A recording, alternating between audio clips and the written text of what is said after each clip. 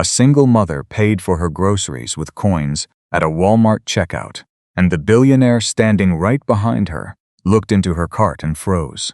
It wasn't the coins, the growing line, or the shame on her face. It was what he didn't see in that cart that broke something inside him. Because 27 years ago, a woman just like her had done the exact same thing in the exact same store, and that woman was his mother. 41-year-old Darius Quincaid hadn't cried since the day he buried her. He was not the kind of billionaire who made headlines.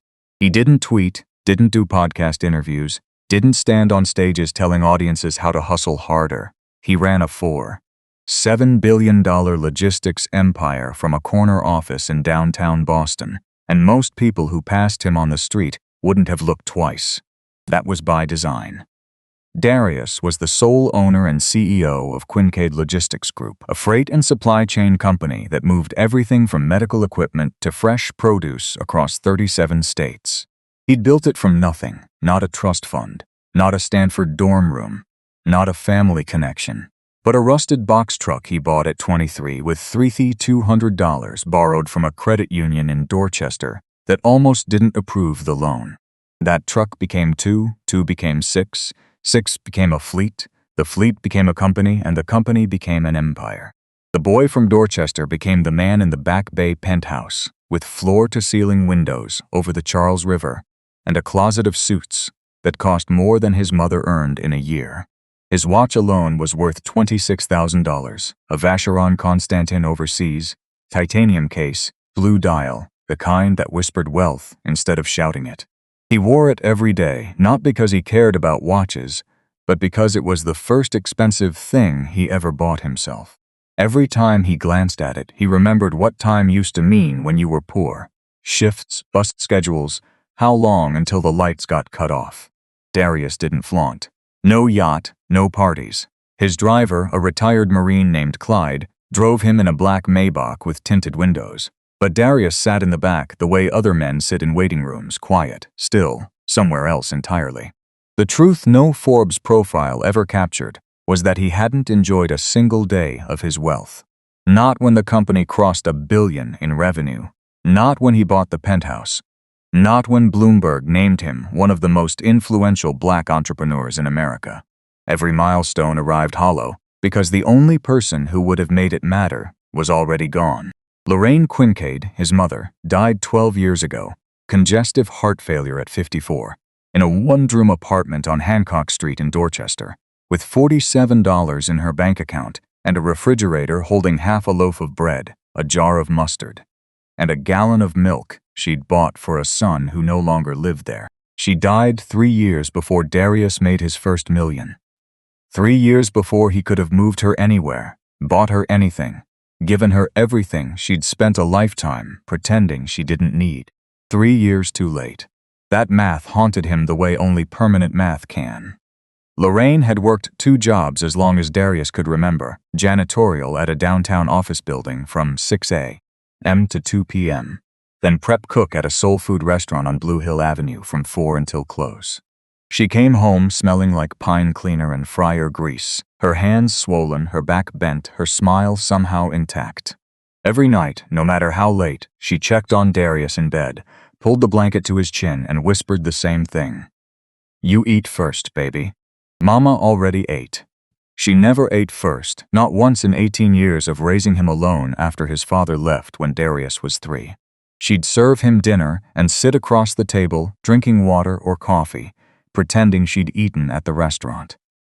He believed her until he was 12, when he noticed how she pushed food around a plate and wrapped her portion in foil for him tomorrow.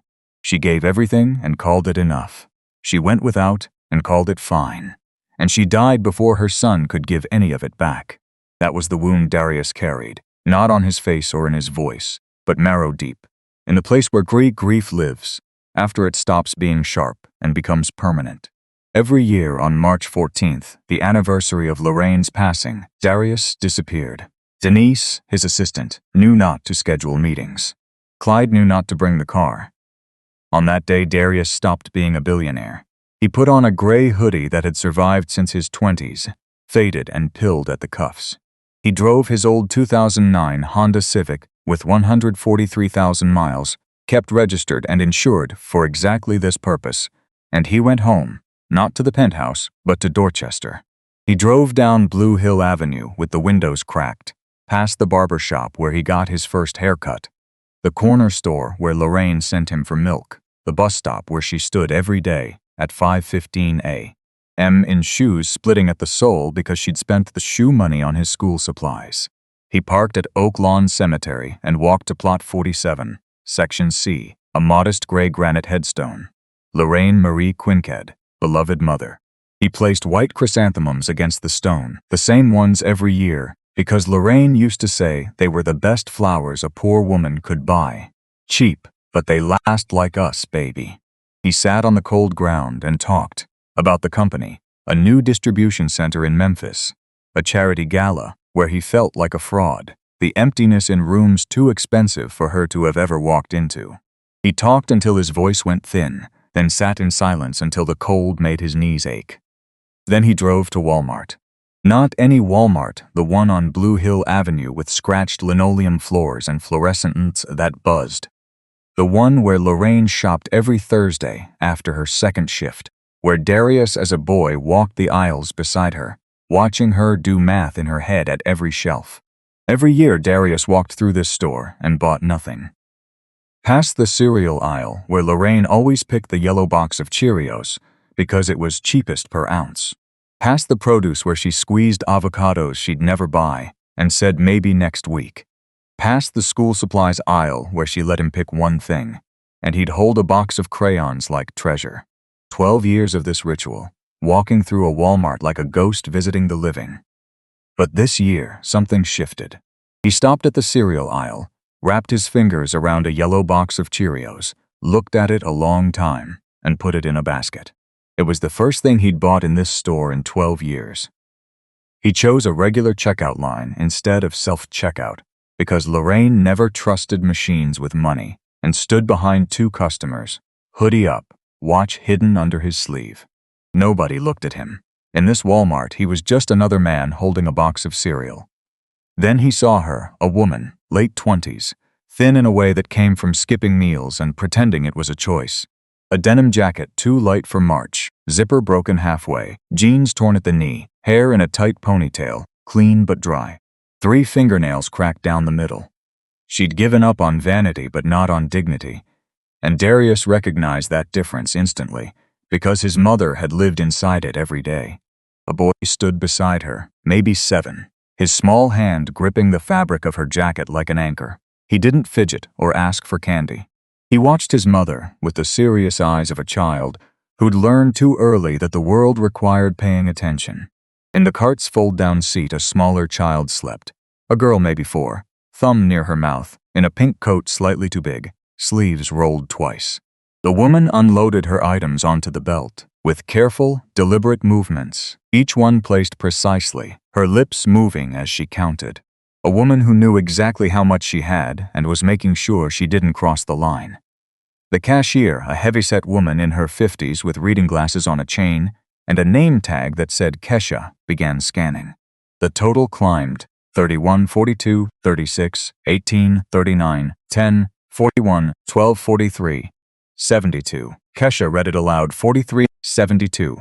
The woman reached into her jacket and pulled out a worn Ziploc bag, then another, then a third, quarters in one, dimes in another, nickels and pennies in the third.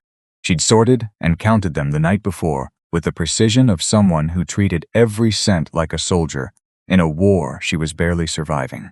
She poured the quarters onto the counter in a metallic whisper. Kesha exhaled softly through her nose and began counting. The line behind Darius grew. A man in a Red Sox cap shifted his weight and muttered. A woman 2 spots back shook her head and pulled out her phone, the universal gesture of performed impatience. The mother didn't look up. Her hands trembled as she opened the second bag, and dimes scattered across the counter like tiny silver apologies. The 7-year-old looked at his mother's shaking hands, then down at his shoes. Even at 7, he knew exactly what this moment cost her, in the quiet currency of shame that poverty charges on every transaction. Darius stood 2 spots back with his box of Cheerios, and for the first time, actually saw what was on the belt. A yellow box of Cheerios, the same brand and size he was holding. A gallon of whole milk. Store-brand peanut butter. A loaf of white bread. A bag of the small, cheapest apples. A 6-pack of fruit punch juice boxes. Children's socks, size 7. Children's chewable vitamin C. 2 wide-ruled composition notebooks. A 12-count box of colored pencils. And grape children's cough syrup. He scanned the items again and again. Every single one was for the children. The cereal, the milk, the socks, the vitamins, the notebooks, the cough syrup. There was no shampoo, no deodorant, no lotion, no meat, no coffee, nothing for her. Not one thing. He looked at the Cheerios in her cart, then in his hand. Same box, same shelf, same store, 27 years apart. His mother's hands had done the same thing on this same counter with the same coins, buying the same cereal for him. And Darius Quincaid could not move. Because this wasn't a stranger buying groceries. This was his mother, alive in a different woman's body, repeating the same sacrifice he'd been too young to stop and too late to repay. The yellow box in his hand felt heavier than any contract, heavier than the granite headstone he'd knelt beside an hour ago. The memory hit him all at once, 27 years backward, while his body stayed rooted to the floor. He was 14, same store, same aisle. But the woman at the register was everything. Lorraine Quincaid, 36 years old and looking 50, because exhaustion carves time into a face faster than any calendar. She worked janitorial downtown from 6 to 2, then prep cook at Gigi's Soul Kitchen from 4 to close, peeling potatoes until her fingertips cracked. She came home smelling like bleach and grease, her back bent in a way that never straightened, but she smiled always, like the pain was a secret she kept so the world would keep her son safe. His father had walked out when Darius was 3. No note, no forwarding address, no child support. Lorraine never spoke of him. She closed that chapter and carried the rest of the book on her own back. That Thursday, 14-year-old Darius watched Lorraine place her items on the belt with the same deliberate precision. Cheerios, whole milk, store-brand peanut butter, white bread, the bruised clearance apples, children's socks, and cold medicine.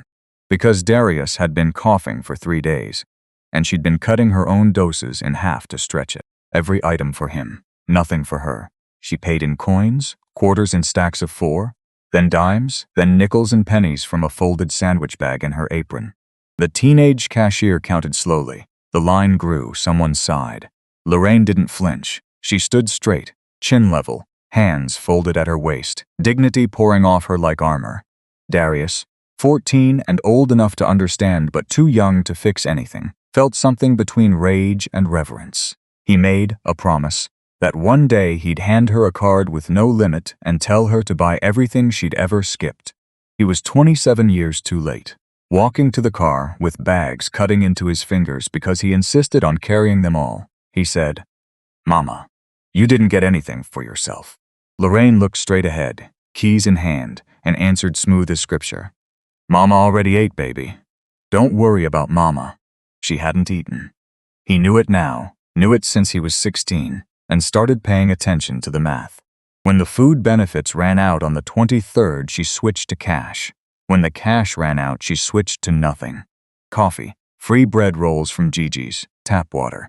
For 5, sometimes 7 days, she survived on air and willpower, and the refusal to let her son see hunger on her face. She never asked for help. Not the government, not neighbors, not the church food pantry. "We don't take handouts, Darius," she'd say, pressing his school shirt with an iron whose frayed cord she refused to replace. "We figure it out." Pride was her weapon and her cage, and she lived inside both until her heart gave out at 54. Back in the checkout line, holding a box identical to the one his mother bought 27 years ago, Darius watched a stranger count coins with the same trembling hands, the same straight spine, the same invisible armor. For the first time in 12 years his eyes burned, not because he was sad, but because he was too late again. He knew the numbers. 13 million children in America lived in food-insecure households. Single mothers were 5 times more likely to live below the poverty line. The average food benefit came to roughly $6.30 per person per day, about $2 a meal, in the richest country on earth. And the benefits ran out.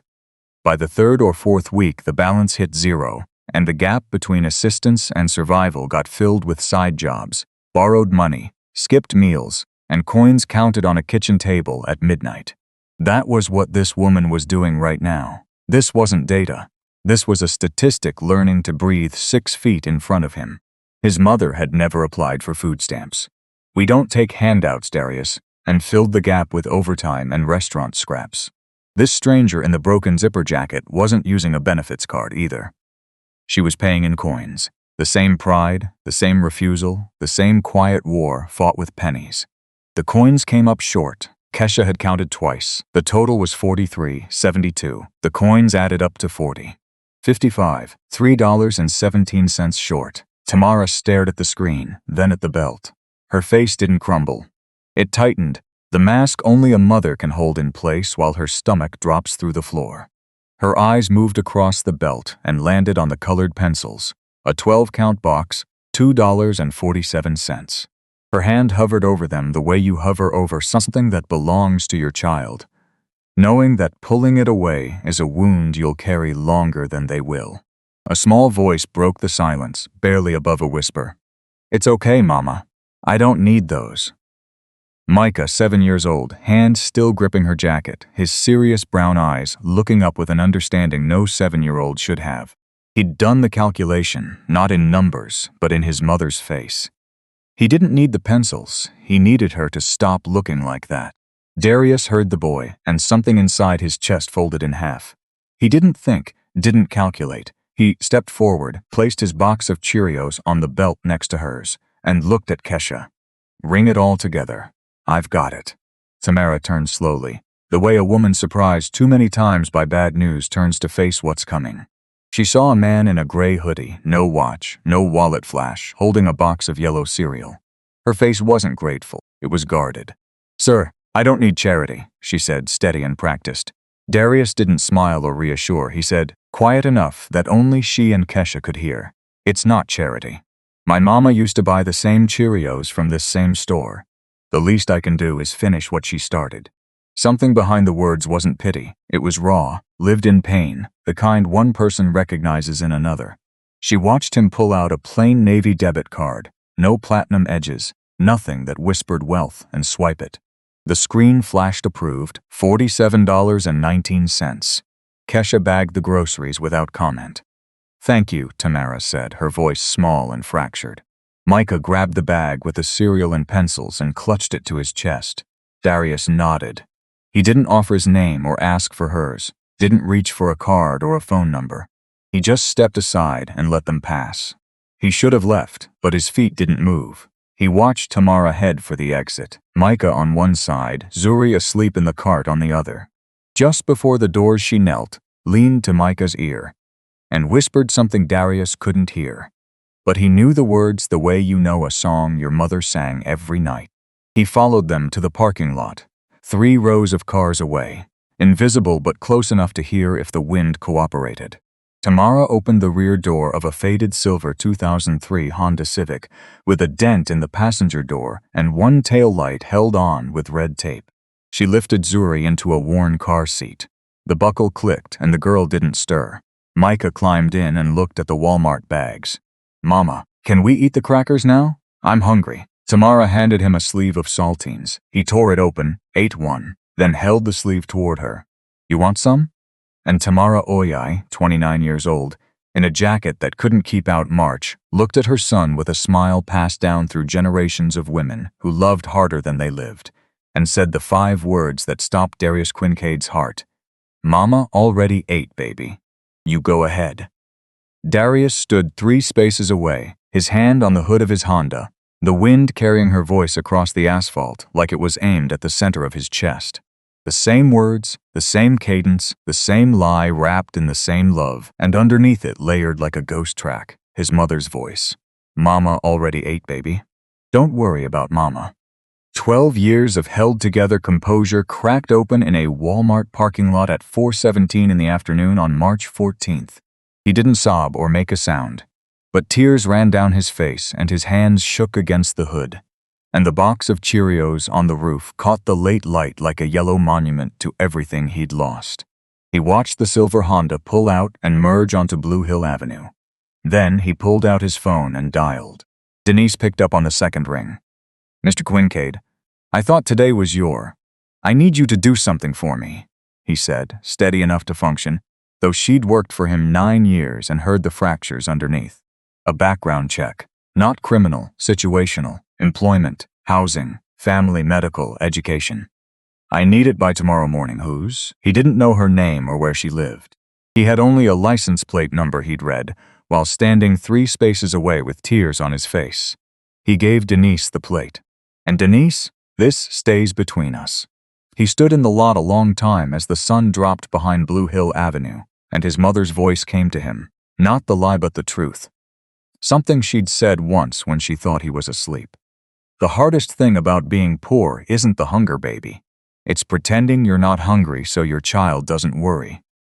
He felt for the first time in 12 years that his mother was trying to tell him something, not from beyond the grave, but through the woman who'd just driven away with 2 children and an empty stomach, and 3 words that had outlived the woman who first spoke them. He was going to find her, not to give her money or be a hero, but because his mother had spent her whole life pretending she wasn't hungry and died before anyone could tell her she mattered. He couldn't save Lorraine. But the woman in the parking lot wasn't gone yet. And a man who'd built an empire on getting the right thing to the right place at the right time finally understood what that skill was for. Denise sent the file at 11:14 p.m. Tamara Oyay, 29, born in Roxbury. Mother Eben Oyay immigrated from Accra, Ghana in 1989. Father Jerome Oyay, American-born, left when Tamara was 5. No forwarding address, no child support, last known location somewhere in Florida, last contact never. Darius read that line twice. His own father had left when he was 3. Abena worked as a nursing aide in Matapan for 22 years and died 6 years ago of type 2 diabetes complications at 53, leaving no estate, just a daughter, and 2 grandchildren she'd helped raise between double shifts and insulin she sometimes skipped because the copay was $14, and $14 was milk, bread, and bus fare for a week. Lorraine had died at 54. Congestive heart failure, $47 in her account, 1 year apart in age, $1 apart in savings. 2 women who'd never met, living the same life in different zip codes, dying the same way, not from disease, but from years of putting everyone else first until their bodies couldn't carry the weight. Tamara had graduated Madison Park Technical Vocational High with a 3.7 GPA, been accepted into the practical nursing program at Bunker Hill Community College on a partial scholarship, and completed 3 semesters at the top of her clinical rotation. Instructors called her exceptional, the word underlined in her file. Then, at 22, she got pregnant. The father, Jamal, promised to stay and then disappeared 4 months after Micah was born. Same story, same door, same silence. Tamara withdrew from Bunker Hill, not because she wanted to, but because there is no affordable childcare for a newborn in Boston when you have no family, no partner, and no safety net. She took 2 jobs: prep cook on Dudley Street from 6 to 2, cleaning crew in the financial district from 5 to midnight, picking up Micah from a neighbor who watched him for $40 a week. It was almost hour for hour his mother's schedule, the split shift that left you smelling like 2 kinds of exhaustion. Her current apartment was a 380-square-foot studio on Geneva Avenue for $1,150 a month, about 70% of her take-home pay. She received food benefits for the children, but not herself. Zuri was in subsidized daycare. Micah was in 2nd grade at Kenny Elementary. But the after-school program cost $120 a month she couldn't cover. So he went home at 3:30 and sat alone until she returned at 6 or later. Darius closed the laptop. He didn't see the skyline. He saw Hancock Street, the peeling linoleum, the clanking radiator, his mother coming through the door at 11 at night and putting the last slice of bread on a plate for him before going to bed empty. Tamara Oyay was living his mother's life, the same jobs, the same math, the same lie, and if no one did anything, she would die the same way. The following Thursday, Darius drove the Honda back to the Walmart on Blue Hill Avenue.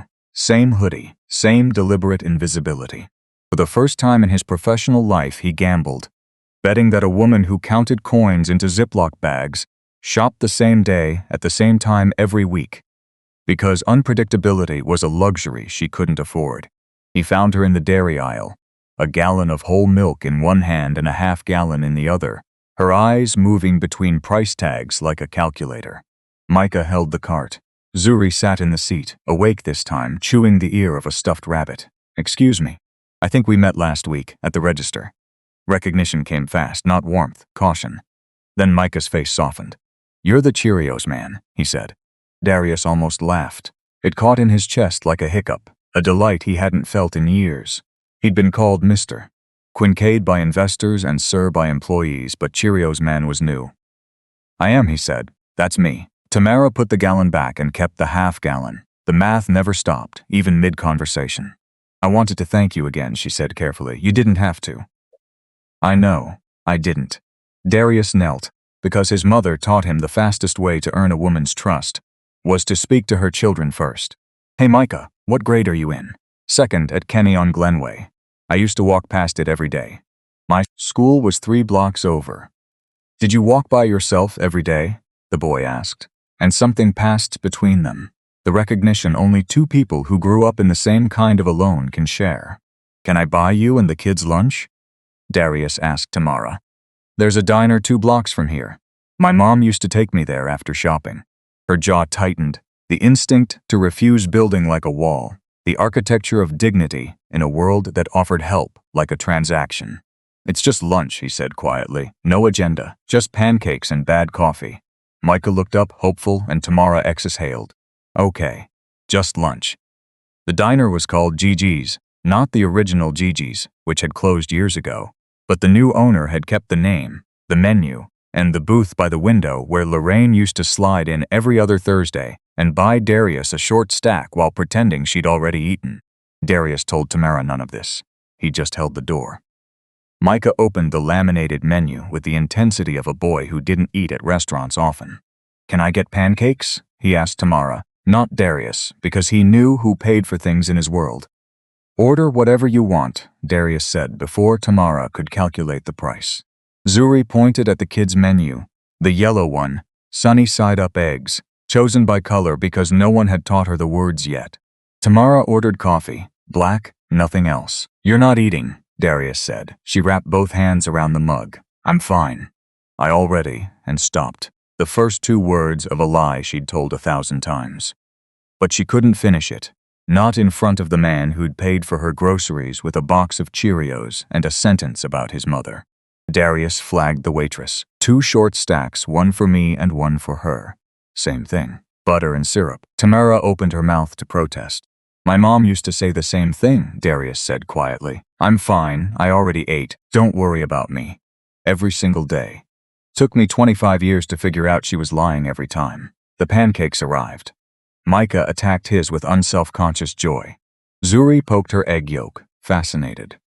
Tamara picked up her fork slowly, like someone who'd forgotten the weight of eating without calculating who else needed to eat first. She took a bite, and for a moment the tightness in her shoulders loosened, and she looked like a woman simply eating breakfast. She told him about the nursing program. 3 semesters into the practical nursing course at Bunker Hill. Top of her clinical rotation, exceptional. About the pregnancy, Jamal the withdrawal, the 2 jobs, Micah coming home to an empty apartment. She told it like a list, calm and matter-of-fact. But Darius heard the dream folded into a drawer so deep she'd almost forgotten which one. "What would you do," he asked, "if you could go back to school?" The answer came immediately. No calculation. "I'd finish my license, then work toward my RN. I want to be in community health clinics, the ones in neighborhoods like this, where people can't afford to get sick but can't afford not to." She hadn't buried the dream. She'd just run out of hands to carry it. "Okay," Darius said. "Let me make a phone call." Tamara's face guarded again. "I don't need a handout. I know. That's not what this is." He called Denise from the parking lot. "Pull the scholarship database at Bunker Hill. There's a program called Second Chance for women returning to education after an interruption. Find out if a 29-year-old single mother with 3 semesters and a 3.7 would qualify." "You already know the answer," Denise said. "I need them to know it too." Quincaid Logistics had donated $2 million to Bunker Hill 3 years earlier for workforce development, precisely because community colleges were the only on-ramp people like his mother ever had. He'd never imagined the money would one day build a path for a specific woman he met in a checkout line. Denise called back within the hour. The Second Chance Scholarship covered tuition, books, and clinical fees. Tamara qualified. She had always qualified. The scholarship had existed the whole time she was scrubbing floors at midnight. She just didn't know, because no one had ever told her, and the system that was supposed to connect people to resources had too many people and not enough connectors. That was the thing data never captured. Poverty wasn't just a lack of money, it was a lack of information, an asymmetry that kept doors locked, not because they were sealed, but because nobody ever told you where the handle was.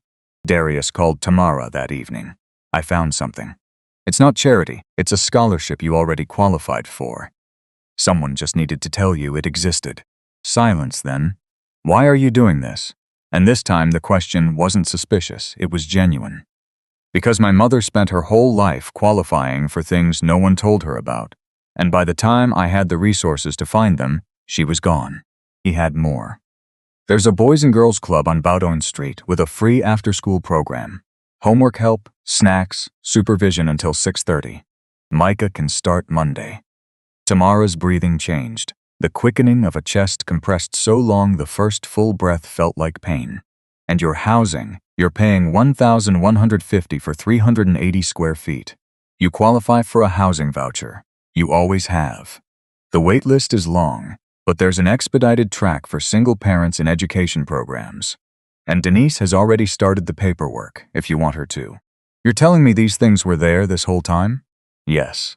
And nobody told me. Nobody told my mother either. That's the part that keeps me up at night. In the weeks that followed, Darius learned about the architecture of poverty itself, the invisible infrastructure that kept millions locked in survival mode while the keys to their own doors hung just out of reach, in filing cabinets they didn't know existed. Denise, who'd grown up in Mattapan 3 zip codes from Tamara, became his research partner. She's on food benefits but not on WIC, Denise told him, a separate program covering milk, cereal, eggs, produce, and peanut butter for mothers with children under 5. Zuri qualifies. Tamara qualifies. It would save $60 to $80 a month. Why isn't she on it? Because nobody told her. The programs don't talk to each other. You have to know it exists, find the office, and show up during business hours. Impossible for a woman working 2 jobs. The housing was worse. The voucher wait list in Boston averaged 27 months. But an expedited track for single parents in approved education programs could cut it to 6 to 9. Every piece connected. The scholarship enabled the education. The education expedited the housing. The housing freed up income. The income stabilized the family. Every link already existed. The only thing missing was the connector. The system isn't broken, Darius told Denise, watching the lights of Boston flicker like a circuit board designed by someone who'd never lived in the dark. It's designed to be hard to navigate, and the people who need it most have the least time to figure it out. Tamara started classes at Bunker Hill on a Tuesday in April, night sessions, 6:30 to 9:45, 3 evenings a week. She wore the same jeans she'd worn to Walmart, but ironed and carried a backpack Micah had decorated with stickers from the Boys and Girls Club, where he now went every afternoon instead of sitting alone. Zuri's daycare extended its hours through a supplemental voucher. 90 minutes that were the difference between making class and not. The first week she sat in the back and didn't speak, taking notes in a dollar store notebook, writing small and tight to make the pages last. Her professor, Dr. Adazenwosu, taught complex systems like stories, the nervous system a highway, the circulatory system a river delta, the skeletal system architecture. Tamara understood architecture. She'd been rebuilding her own life for 7 years with materials that kept breaking. By the second week, she raised her hand. By the third, she answered a question the room couldn't. By the fourth, Dr. Nwosu pulled her aside. "You learn like someone who's been waiting for this." "I have been," Tamara said. 7 years. The professor nodded, recognizing a hunger that had nothing to do with food. "Don't waste it." Darius stayed in the background, No campus visits, no inserting himself. He called every 2 weeks, short calls. How are the kids? How's the program? Do you need anything? The answer was always no, and he respected that because it meant she was building something she could stand on herself. Sometimes a package arrived from an online warehouse, a used copy of a medical dictionary, a set of highlighters, anatomy flashcards, no note, no name. Tamara knew who it was. She didn't mention it, neither did he. The building on Geneva Avenue changed around her. Jewel Patterson, 68, retired after 31 years as a Boston public school cafeteria worker, lived in the apartment above and had watched Tamara rush down the hall with Zuri on one hip for 2 years. One Tuesday, she appeared in the doorway. "Give me the baby," she said. "Not a question. Go to school. Bring her up when you get home." Tamara's eyes filled. She didn't argue. From that night on, Jewel watched Zuri every Tuesday, Wednesday, and Thursday, and never asked for money. When Tamara tried once, Jewel looked at her the way Lorraine would have. "Child, I spent 30 years feeding other people's children for $8.40 an hour. This one I feed for free." Micah started carrying Jewel's trash to the dumpster without being asked. Every Tuesday and Thursday like clockwork, 7 years old, and already fluent in the only language of gratitude that mattered: action. In the 6th week, Tamara brought homemade banana bread to class, baked at midnight from a library book recipe, and Jewel's browning bananas, cut into 12 pieces for the study room, where 4 other women, all mothers returning after interruptions, gathered to review notes. By the 7th week, the group had a name, chosen by a woman named Renee who'd left an abusive marriage, the Second Chancers. Tamara was becoming, quietly and without announcement, the center of a small orbit, not because she sought it, but because she'd been helped. And the first thing she did with stability was reach back into the water, the way a person who'd been drowning turns around instead of climbing to higher ground. Month 4 broke her, quietly, in the space between 2 and 5 a.m. Zuri got a double ear infection on a Wednesday, antibiotics, $14 with the discount card, and 3 days home from daycare. 3 days meant a missed morning shift, $180 she wouldn't see Friday, the margin between making rent and not. And the anatomy midterm was Friday. She sat on the floor at 2 a.m., back against the radiator, textbook across her knees, the pages blurring after 21 hours awake. Zuri slept on the sofa, fever broken. Micah slept curled around a pillow, backpack already packed. The skeletal system stared up at her, 206 bones. She could name 142. She needed all of them by Friday. Her hands shook, not from cold. She scrolled to a name she'd added 3 weeks earlier, hesitated, and pressed call. Darius answered on the second ring at 2:15 a.m., clear and alert. "I can't do this," she said, flat, worse than crying. "I can't be a student and a mother and a worker all at once. Something has to give." Darius was quiet a long moment. "My mother worked 2 jobs, raised me alone, never once sat in a classroom after high school. You know what she wanted to be? A teacher. 4th grade. She had the application for Roxbury Community College in her dresser drawer for 6 years. She never filled it out. She never had time. She was too busy making sure I had time. She ran out of time. 54 heart failure, a 1-bedroom apartment. She never stood in front of a room of 9-year-olds and taught them how a sentence works." He paused. "You still have time. Don't waste hers." The words landed in the dark apartment like stones in still water. Not yours, hers. The accumulated hours of every mother who ever said mama already ate. Tamara set the phone down, pressed her palms flat against the textbook, and read. She studied until 5 a.m. 3 hours broken only by turning pages and the click of the radiator, and 2 children who would never know their mother almost quit at 2:15, and kept going because a man she barely knew reminded her that time was a debt she owed to women who never had enough of it. She took the midterm Friday and scored a B+, not the top of the class, but solid, earned in the trenches of a life that gave her no margin. When she told Darius, he was quiet, then said, "Your mother would have been proud of that." And for the first time her composure cracked, not with sadness, but the grief of hearing someone name a person she'd carried in silence for 6 years. "She would have," she whispered. "She really would have." March 14th came again, quiet, heavy. Darius drove the Honda down Blue Hill Avenue. Same hoodie, same route. The silence in the car feeling less like absence and more like presence. He parked at Oak Lawn and walked to Plot 47, Section C. The grass was trimmed because he paid a groundskeeper $100 a month, one of the smallest and most important line items in his financial life. He placed the white chrysanthemums and sat with his back against the granite. For 12 years he'd talked about business here, because the company was the only language he had left, the only proof the years she spent counting coins had produced something worth the cost. But this year he didn't talk about the company. "I met someone, Ma. She reminds me of you. Same cart, same coins, same lie about already eating. She's got 2 kids, a boy too serious for 7 and a girl who sleeps through everything. The boy holds her jacket the way I used to hold yours, like if he let go, you'd disappear." He rolled a blade of grass between his fingers. "I couldn't save you. I was 3 years too late and $1 billion too slow. I stopped in that Walmart because the universe put your face on a stranger and dared me to walk past it, and I couldn't. I've been running from this for 12 years, Ma, building things, buying things, filling a penthouse with furniture and pretending that's the same as filling the emptiness. But you always knew the difference between full and furnished. I think I've been helping her because I'm trying to help you. She's not you, but she's living your life. The same 2 jobs, the same empty fridge, the same smile that says everything's fine while her stomach eats itself. If I can't fill your cart, maybe I can fill hers. Not as a replacement, as a continuation. As proof that the way you loved me didn't die when you did."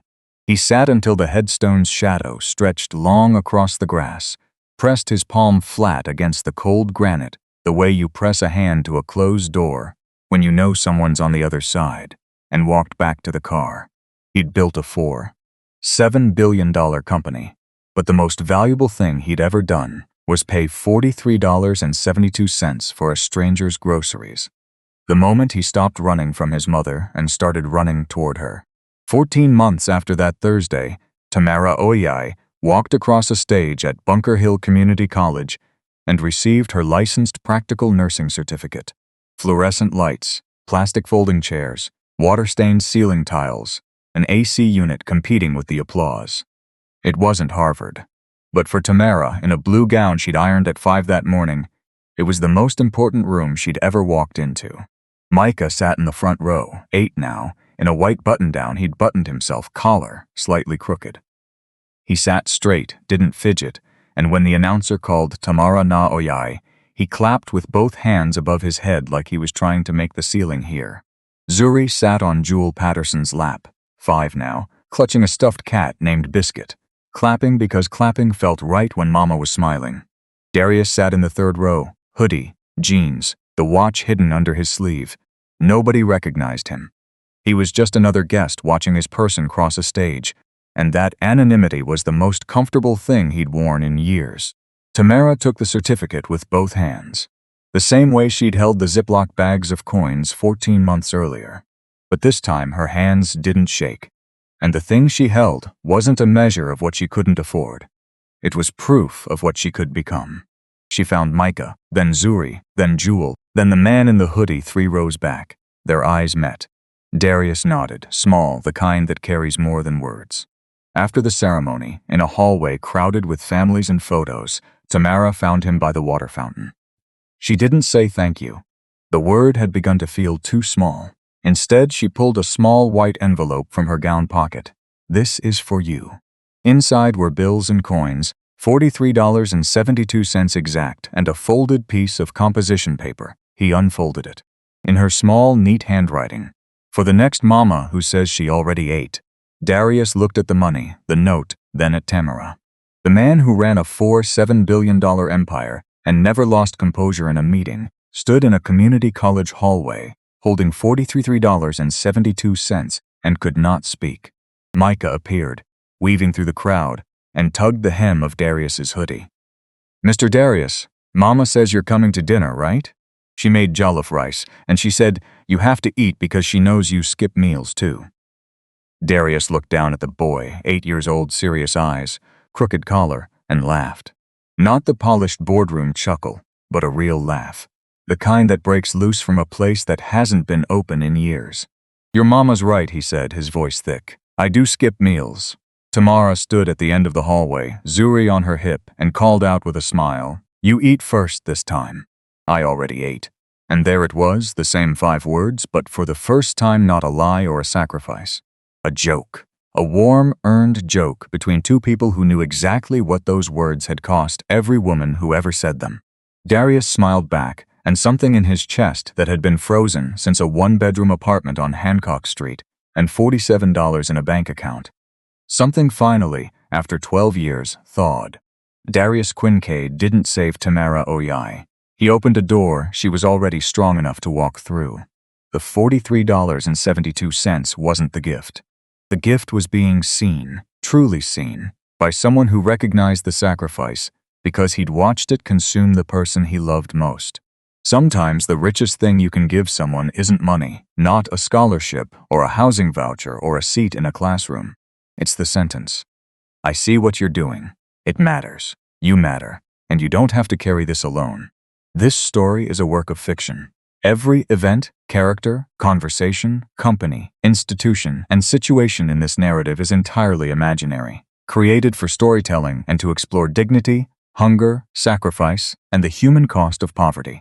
Nothing here represents actual events, or should be read as fact. The systems it describes are real. Food insecurity affects roughly 1 in 8 households in America. The nursing shortage exceeds 200,000 unfilled positions. Housing voucher wait lists average 27 months in major cities. And second-chance scholarships exist at most community colleges and go unclaimed every year because the people who qualify don't know they exist. I wrote this because the most dangerous lie in poverty isn't I can't afford it. It's mama already ate. The lie parents tell so their children never feel the weight of what's missing. If you know a parent like that, someone who counts coins and buys everything for their kids and nothing for themselves, don't look away. See them. That's where everything starts. If this story moved you, subscribe, share it with one person who needs to hear it, and tell me in the comments about someone who taught you what quiet sacrifice looks like.